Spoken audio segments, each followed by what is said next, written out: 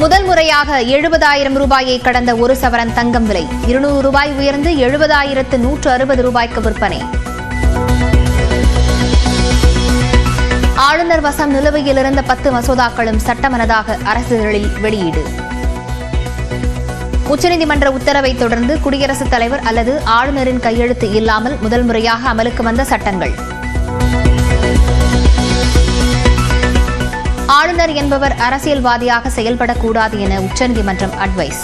பஞ்சாப் வழக்கில் உச்சநீதிமன்றம் வழங்கிய தீர்ப்பை மதிக்காமல் ஆளுநர் RN ரவி செயல்பட்டதாகவும் நீதிபதிகள் விமர்சனம். ஆளுநர் அனுப்பும் மசோதாக்கள் மீது குடியரசுத் தலைவரும் 3 மாதங்களுக்குள் முடிவெடுக்க வேண்டும் என காலக்கெடு நிர்ணயித்த உச்சநீதிமன்றம் மசோதாக்களை நிறுத்தி வைத்தால் உரிய காரணங்களை மாநிலங்களுக்கு தெரிவிக்க வேண்டும் எனவும் உத்தரவு.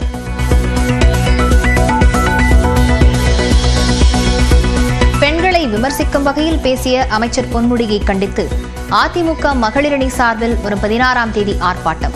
சென்னை சைதாப்பேட்டையில் நடைபெறும் என்று எடப்பாடி பழனிசாமி அறிவிப்பு. தமிழ்நாடு சட்டப்பேரவைத் தேர்தலில் அதிமுக பாஜக கூட்டணி அமைத்து போட்டியிடும் என சென்னையில் மத்திய உள்துறை அமைச்சர் அமித் ஷா அறிவிப்பு. கூட்டணிக்காக அதிமுக எந்த நிபந்தனையும் விதிக்கவில்லை என்றும் விளக்கம். தேசிய அளவில் பிரதமர் மோடி தலைமையிலும் மாநில அளவில் எடப்பாடி தலைமையிலும் கூட்டணி. மத்திய உள்துறை அமைச்சர் அமித் ஷா விளக்கம். அதிமுகவின் உள் விவகாரங்களில் தலையிட மாட்டோம். OPS டிடிவி தினகரன் சசிகலா குறித்த கேள்விக்கு உள்துறை அமைச்சர் அமித் ஷா பதில். தேசிய ஜனநாயக கூட்டணி என்ற குடும்பத்தில் அதிமுக இணைந்திருப்பது மகிழ்ச்சி அளிப்பதாக பிரதமர் மோடி தமிழில் பதிவு. திமுகவை அதிமுக பாஜக கூட்டணி வீழ்த்தும் என்றும் உறுதி. பாஜகவுடன் எடப்பாடி பழனிசாமி கூட்டணி அமைத்தது அதிமுகவுக்கும் மக்களுக்கும் செய்த துரோகம். இயக்கத்தை மட்டுமல்லாமல் தமிழ்நாட்டு மக்களுக்கும் அவர் செய்திருக்கக்கூடிய மிகப்பெரிய துரோகம் என்பதை எடுத்துக்காட்டக்கூடிய ஒரு கூட்டணியாகத்தான் இந்த கூட்டணி அமைந்தது. தன்னுடைய செய்தியாளர் சந்திப்பில் எடப்பாடி பழனிசாமி பேசுவதற்கு கூட உரிமை இல்லாத நிலை இருந்ததாக திமுக துணை பொதுச் செயலாளர் கனிமொழி விமர்சனம். வேறு யாரும் மனு தாக்கல் செய்யாததால் தமிழ்நாடு பாஜக தலைவராக போட்டியின்றி தேர்வானார் நயினார் நாகேந்திரன்.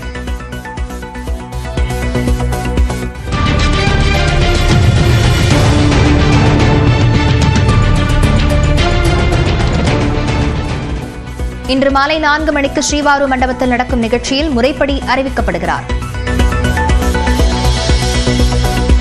ரயில்களில் தட்கல் முன்பதிவு நேரத்தில் மாற்றமில்லை. நேரம் மாற்றப்பட்டதாக செய்திகள் வெளியான நிலையில் ரயில்வே விளக்கம். சென்னை மதுரவாயலில் நேற்றிரவு முதல் நீடித்த மின்வெட்டு 9 மணி நேரத்துக்கு பிறகு சரி செய்த மின்வாரிய அதிகாரிகள். 9,970 காலி பணியிடங்கள் கொண்ட ரயில்வே உதவி ஓட்டுநர் பணிக்கு இன்று முதல் விண்ணப்பிக்கலாம். ரயில்வே தேர்வு வாரியம் அறிவிப்பு. டெல்லியை புரட்டி போட்ட புழுதிக்காற்று. மின்கம்பங்கள் சாய்ந்து விழுந்ததால் முடங்கிய போக்குவரத்து.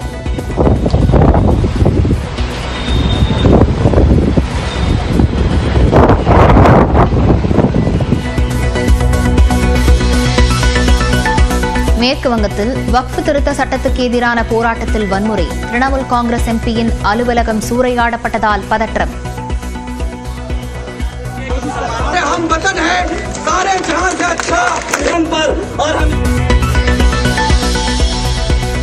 நடப்பு IPL தொடரில் தொடர்ந்து 5வது தோல்வியை சந்தித்தது சென்னை சூப்பர் கிங்ஸ். சேப்பாக்கத்தில் நடைபெற்ற போட்டியில் 8 விக்கெட் வித்தியாசத்தில் வெற்றி பெற்ற கொல்கத்தா நைட் ரைடர்ஸ். சென்னையில் ஆபரண தங்கத்தின் விலை புதிய உச்சமாக சவரனுக்கு 200 ரூபாய் அதிகரித்து 70,000 கடந்ததால் நகை வாங்குவோர் கலக்கமடைந்துள்ளனர். சர்வதேச அளவில் பொருளாதார நிலையற்ற தன்மையால் சில வாரங்களாக தங்கம் விலை தொடர்ந்து உயர்ந்து வந்தது. கடந்த 4ஆம் தேதியிலிருந்து 8ஆம் தேதி வரையிலான 5 நாட்களில் மட்டும் சவரனுக்கு 2,000 ரூபாய்க்கு மேல் அதிரடியாக குறைந்ததால் நகை வாங்குவோர் சற்று நிம்மதியடைந்தனர். தங்கம் விலை மேலும் சரியும் என எதிர்பார்த்த நிலையில் கடந்த 9ஆம் தேதி முதல் தங்கம் விலை ராக்கெட் வேகத்தில் ஏறுமுகத்தை நோக்கி சென்று வருகிறது. அதன்படி இன்று சென்னையில் 22 கேரட் ஆபரண தங்கத்தின் விலை சவரனுக்கு 200 ரூபாய் அதிகரித்து 70,160 ரூபாய்க்கு விற்பனையாகிறது. ஒரு கிராம் தங்கத்தின் விலை 25 ரூபாய் அதிகரித்து 8770 ரூபாய்க்கு விற்பனை செய்யப்படுகிறது. கடந்த 4 நாட்களில் மட்டும் தங்கத்தின் விலை சவரனுக்கு 4360 ரூபாய் வரை உயர்ந்திருப்பது பொதுமக்கள் மத்தியில் அதிர்ச்சியை ஏற்படுத்தியிருக்கிறது. வெள்ளியின் விலை கிராமுக்கு 2 ரூபாய் அதிகரித்து 110 ரூபாய்க்கும் 1 கிலோ வெள்ளி 1,10,000 ரூபாய்க்கும் விற்பனை செய்யப்படுகிறது.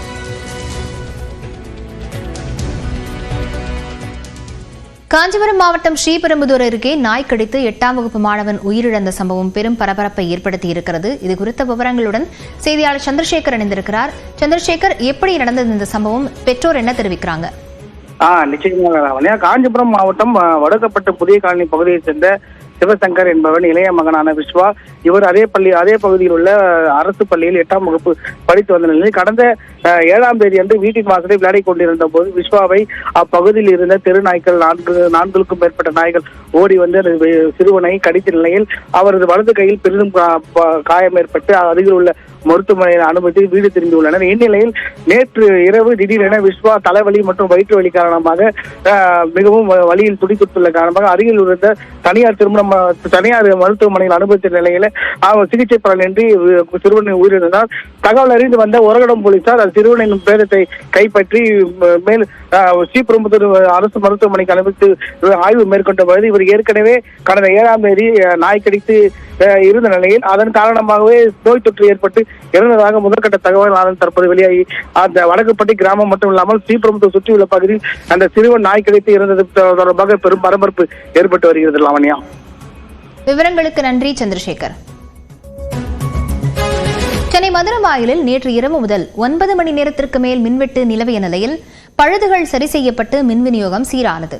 சென்னை கோயம்பேட்டிலிருந்து செல்லக்கூடிய உயரழுத்த மின்கம்பி பழுதானதால் மதுரவாயல் பகுதியில் மின் இணைப்பு துண்டிக்கப்பட்டது. குறிப்பாக MMDA காலனி, மேட்டுக்குப்பம் உள்ளிட்ட பகுதிகளில் உள்ள 1000க்கும் மேற்பட்ட குடியிருப்புகளில் நேற்று நள்ளிரவு 12 மணி முதல் 9 மணி நேரத்திற்கு மேல் மின்வெட்டு நிலவியது. பகலில் வெயில் வாட்டி வதைத்த நிலையில் இரவில் மின்சாரம் துண்டிக்கப்பட்டதால் பொதுமக்கள் தூக்கமின்றி தவித்தனர். பழுதுகள் சீர் செய்யப்பட்டு 9 மணி நேரத்திற்கு பிறகு மின் விநியோகம் சீரானது. அதிமுக பாஜக கூட்டணி உறுதியானாலும் இரு கட்சிகளின் தலைவர்களும் சரமாரியாக விமர்சித்துக் கொள்ளும் வீடியோக்கள் பகிரப்படுவது மட்டும் நின்றபாடில்லை. இப்படி அதிகம் பகிரப்படுவது அதிமுக பொதுச் செயலாளர் எடப்பாடி பழனிசாமியும் பாஜக தலைவர் அண்ணாமலையும் ஒருவரையொருவர் விமர்சித்துக் கொண்ட வீடியோக்கள் தான்.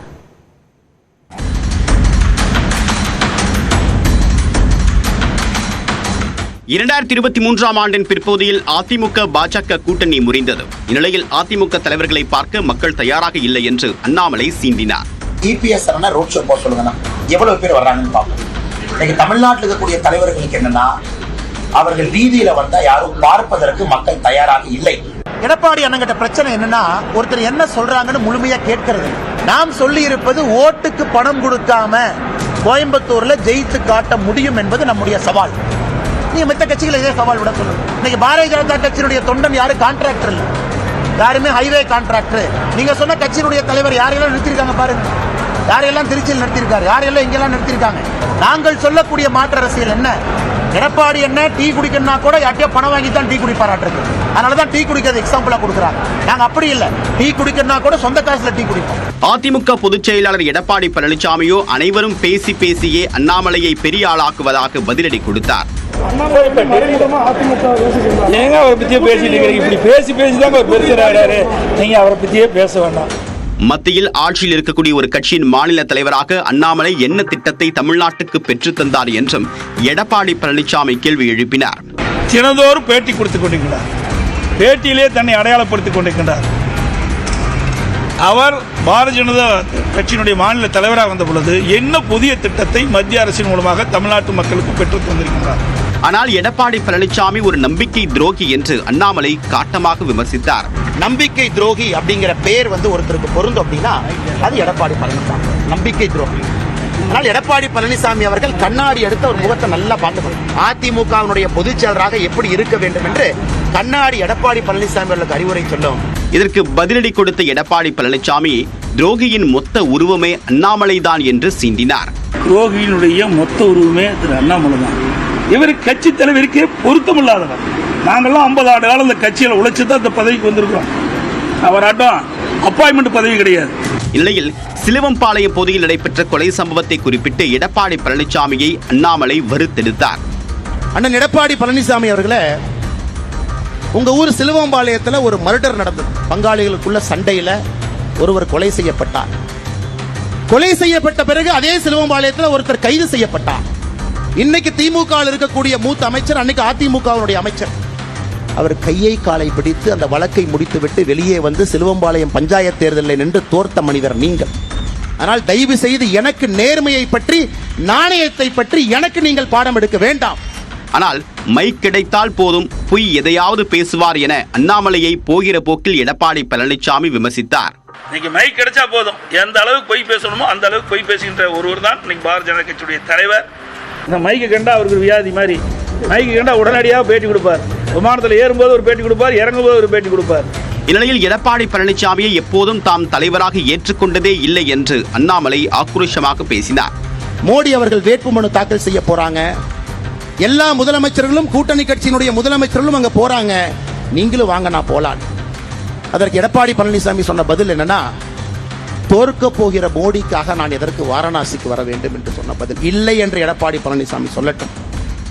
என்னுடைய தலைவனை பற்றி எப்படி எடப்பாடி பழனிசாமி அன்று பேசினாரோ, மானமுள்ள அண்ணாமலை அன்றிலிருந்து கூட்டணி கட்சி தலைவராக எடப்பாடி பழனிசாமியை எப்பொழுதும் நான் ஏற்றுக்கொண்டது கிடையாது. தாங்களும் உணர்ச்சி உள்ள மனிதர்கள்தான் என்றும் யாருக்கும் அடிமை கிடையாது என்று எடப்பாடி பழனிசாமி கூறினார். அரசியல்ல இதெல்லாம் சாதாரணமாப்பா.